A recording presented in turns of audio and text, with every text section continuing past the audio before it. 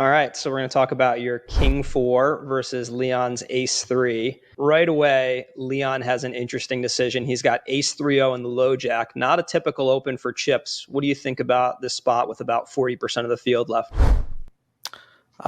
Normally, when you're covering everyone, you can be a bit more wider. Obviously, this is very gangsta open, especially having me on a big blind. I don't think he really disrespects my game, but he might think I respect ICM too much and might overfold from the big blind. There was some tight guys behind him, like Jonathan Jaffe and stuff. Not really. I think it's fine open in certain setups. I don't think it was amazing in that moment, but he has his own ideas for sure. You open Ace 3-0, low jack. Not a standard open for you? What's going on there? I think the Ace 3 off open is at least going to mix in theory, because we were approaching the money.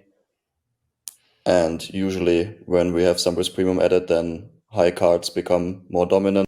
I think it's a reasonable standardish open, maybe a tad bit too wide, but I don't mind extending my range. It's also, this was the mystery bounty tournament, so it makes sense to push variance a little bit, go for a big stack. There's a lot of arguments, I think, that make this a reasonable and not too out of line open. Mauricio peels twos in the small blind off 30. Pretty standard to you, or maybe folding because of the ICM? What are your thoughts? Given that I basically min-raised, I think it's a reasonable call. We were not that close to the money. I think when we get a bit closer, then deuces would fold more often. Maybe here it already folds. I don't personally mind. Again, the argument also goes for him. Deuces is a pretty nice hand to push variance, because he's gonna usually have a very easy decision. Either is gonna flop a set and then you have huge implieds, or you just have a comfortable fold on most streets. Normally in GPV, it's very standard call. In ICM, you should be aware of you can make your decision based on opponent sitting behind you. If you think like your opponent is not squeezing enough or something, you can be wide enough defending small blind in this spot. If someone is pretty aggressive behind you, you should be careful. Got King 4-0, not a standard three-way call. What's playing into this decision for you? I think it's actually a pretty standard three-way call. I just think I was deciding between calling and squeezing. Usually when you have pretty wide open and someone defending small blind, you can defend pretty wide because you have position on one person. Ponakovs call in the big blind is very close, I think. Usually you do benefit when the small blind VPIPs here, in the sense that you have one player that you're in position against. This effect also goes down with increasing risk premium when you go towards the money bubble here. I would assume that his hand doesn't perform as well anymore. But perhaps he thinks that he has an edge over Mauricio and maybe even against me. Ponakovs gonna squeeze these guys here? Considering free bet or call, I spent some time, but I think for the certain reasons, I think this spot can be over bluffed by Leon as a 4-bet, and it feels fine to just call and play post flop. Maybe there was some indicator of him thinking that this was very close, because he did indeed take his whole time bank before he, instead of just tossing in a chip, he verbally announced call. In-game, I didn't read into too much, and I do think Alexei is very good at being highly aware of how he's being perceived at the table. But maybe this was a sign of him, actually thinking for the whole time and kind of going back and forth in his head about wanting to call or not.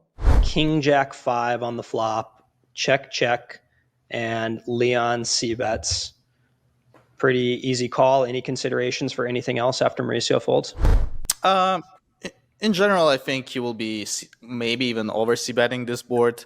It's a board when he has kind of advantage, and it's way easier to play this hand by c-betting, even though in theory he should be kind of careful with a big part of his range, like skipping a lot of hands that blocking medium pocket pairs, medium holdings like ace-7, ace-8 should be hands that don't want to c-bet, but still he gonna c-bet as a bluff like under pairs, like weak aces, some straight draws, gut shots, bunch of stuff. I think in general, the wider our range gets, so the later we are positioned when we play against both blinds on this kind of a board. We want to be more passive the wider our range gets. Obviously, the small blind plays a very condensed, kind of strong range that hits this board relatively well, even though he's going to have autofolds, no question about that. But yeah, we're going to be floated relatively often. So we need to be somewhat selective. I would rather c-bet my hand compared to ace-7 offsuit or something, because we have better backdoors. I also did have decent suits in the sense that I blocked 2 of the ace-6 backdoors, which is not super relevant, but might be some, maybe makes it a bit higher frequency c-bet, but in the end it's very close. You can go either way, and in game I would have sometimes checked as well. Everyone can construct strategy the way they want.